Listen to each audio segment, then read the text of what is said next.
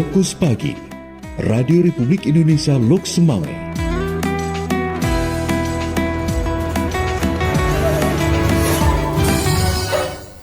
Pukul 6 waktu Indonesia Barat dari Lok Semawe, Aceh Utara, Radio Republik Indonesia menyampaikan Fokus Pagi.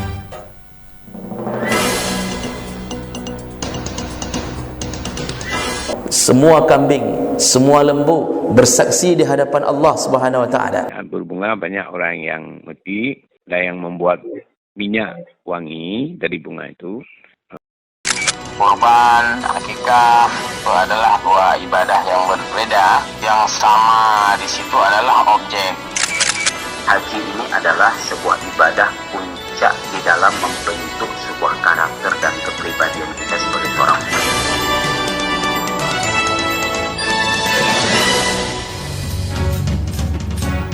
Tim redaksi RRI Lok Semawe telah merangkum hasil liputan, di antaranya Polantas Lok Semawe latih siswa polisi praktik pengaturan lalu lintas. SMS besok di Masjid Istiqamah Cotgire, Kandang. Bersama saya Amalia, inilah berita selengkapnya.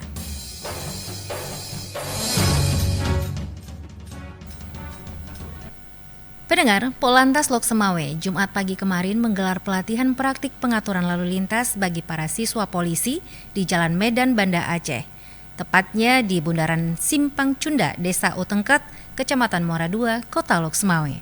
Kapolres Lok Semawe AKBP Hengki Ismanto melalui Kasat Lantas AKP Ridho Rizky Ananda mengatakan, kegiatan ini merupakan bagian dari upaya Polantas untuk memberikan pelatihan keterampilan kepada siswa polisi SPN Selawah untuk praktek di lapangan dalam mengelola arus lalu lintas.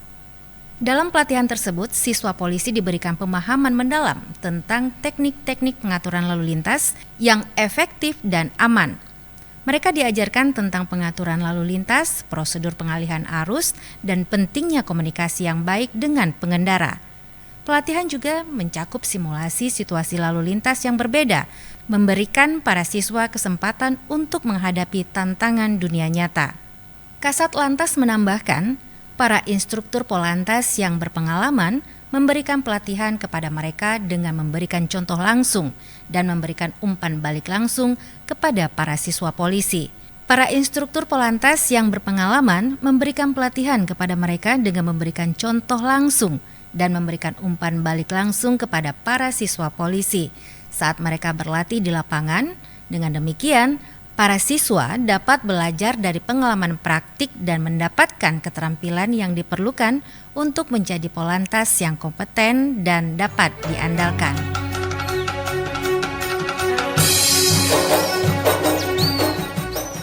Pendengar, bungong jempa di tengah budaya Aceh merupakan simbol, terutama bagi wanita. Mengenai hal tersebut, berikut dilaporkan Muhammad Jafar.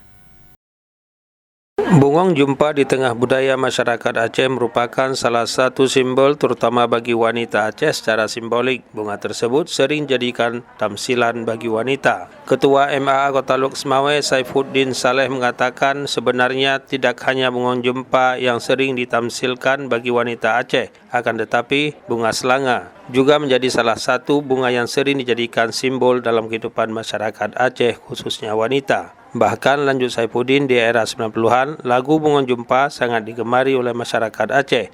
Meskipun sekarang sudah banyak lagu lain, namun Bungong Jumpa juga masih sering dinyanyikan oleh dara Aceh.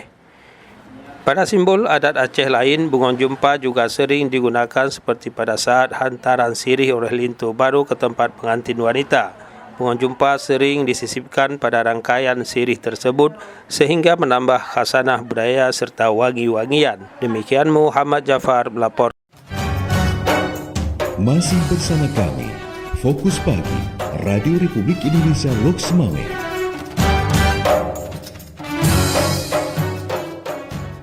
Berikut kita ikuti wawancara singkat yang dipandu Muhammad Sofyan bersama Ketua MAA Kabupaten Aceh Utara mengenai bungong jempa dalam budaya Aceh. Iya, baik pendengar, saat ini kami sudah tergabung bersama Ketua Majelis Adat Aceh MAA Kabupaten Aceh Utara, ada Bapak Usman. Assalamualaikum Pak Usman. Waalaikumsalam. Iya, Pak Usman, tentunya bungong jumpa bagi masyarakat Aceh ini sudah tidak asing ini Pak. Namun bagaimana tanggapan dari MAA ya soal bungong jumpa dalam kaitannya dengan budaya Aceh ini Pak? Silakan Pak. Ya, secara umum malah saya sendiri sudah menanam di depan rumah. Pohonnya di saat berbunga banyak orang yang metik dan yang membuat minyak wangi dari bunga itu. Ditambah dengan bunga apa satu lagi itu, bunga selanga. Itu dua-dua ada di rumah saya. Sengaja saya tanam, barangkali ada teman-teman kita yang ingin kenal yang sebenarnya. Dan pada umumnya orang-orang kita sekarang agak kurang tahu dia bagaimana dengan bungong jumpa ini. Bahkan sudah dikemas dalam satu lagu. Iya. Lagu yang sangat bagus kan. Namun bungong jumpa ini kadang-kadang sekarang sudah kurang dimengerti dan sudah kurang dipakai. Padahal sesungguhnya bunga jumpa itu sebagai ganti minyak wangi. Bisa digunakan sebagai ganti minyak wangi, misalnya taruh di kuping atau di mana lah, pokoknya ditutup kan, biar wanginya pun sederhana sekali dia. Enak, enggak terlalu keras sekali bau wanginya kan. Iya. Sudah agak kurang diminati Pak Sofian sekarang. Iya. Kalau Pak Usman menilai apakah bungong jumpa ini masih digunakan Pak dalam acara adat Aceh tertentu gitu Pak, dan memang harus ada gitu bunga tersebut? Enggak lagi digunakan secara spesifik, misalnya dalam acara-acara kalau dulu kan masih digunakan, cuman itu dipakai di kala orang meninggal. Oh, pada itu orang meninggal. Iya. Itu kan diambil bunga-bunga, kemudian direndam, disiram dengan siraman terakhir itu kepada jenazah. Iya. Itu sebagai bunga yang ini kan, termasuk bunga selanga, bunga jumpa. Tapi kalau pemakaian secara umum sudah agak berkurang. Karena sudah ada. Kalau menurut Pak Usman, apa ini yang menjadi bungong jumpa ini menjadi tidak diminati? Apa memang masyarakat tidak tahu lagi atau bagaimana kalau Pak Usman menilai? Yang pertama pohonnya sudah susah. Nggak banyak pohonnya. Yeah. Yang kedua memang kurang diminati karena biasanya itu dulu dipakaikan untuk minyak wangi. Iya. Untuk minyak wangi, jadi karena minyak wangi sudah bermacam-macam model, macam-macam wangi sekarang yang nggak susah dipakai, sehingga tinggal beli pakai itu kan. Iya. Baik. Itu kalau sekarang. Baik, terima kasih Pak Usman atas waktunya sudah bergabung bersama RRI. Ya, Assalamualaikum Pak. Waalaikumsalam warahmatullahi wabarakatuh.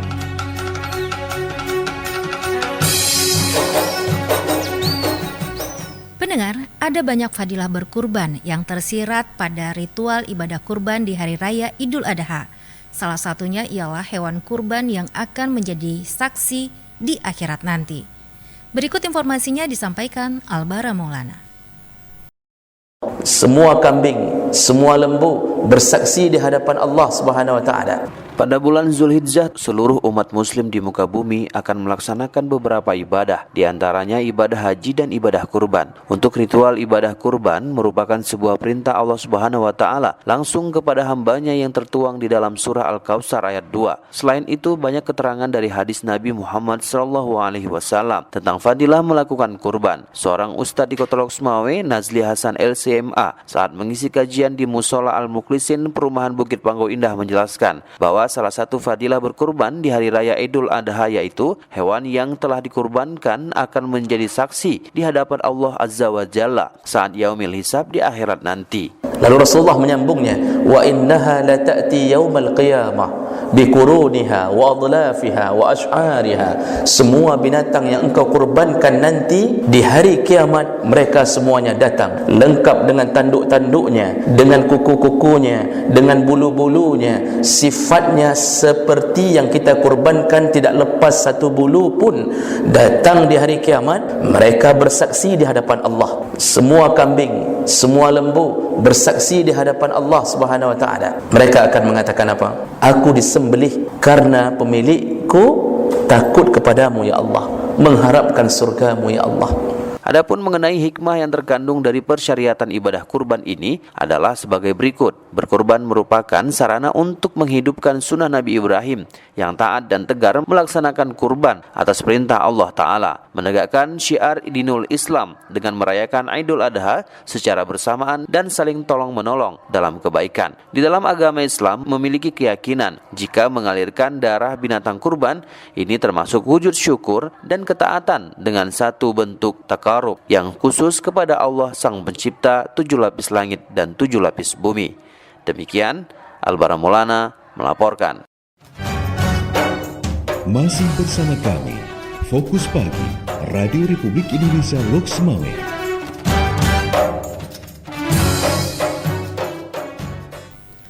Pendengar, Masjid Istiqamah Gampung Cotgede Kandang di Kecamatan Muara II, Kota Loks Mawé akan menjadi tempat untuk pelaksanaan syiar muhibah subuh Minggu besok. Hal itu dikatakan Khadim SMS Kota Loks Mawé, Haji Ali Basyah Ibrahim. Menurut Khadim SMS, pada pelaksanaan SMS yang ke-524 tanggal 9 Juni 2024 yang bertepatan dengan 2 Zulhijjah 1445 Hijriah, yang akan menjadi imam salat adalah Tengku Farid Najmi. Penceramah dijadwalkan Dr. Tengku Kafrawi dan muazin akan dikumandangkan oleh Tengku Jamhur. Pihaknya mengajak masyarakat untuk ikut meramaikan pelaksanaan SMS subuh besok dalam rangka memakmurkan masjid dan menggalakkan sembahyang subuh secara berjamaah dengan mengajak teman dan saudara untuk salat subuh secara berjamaah.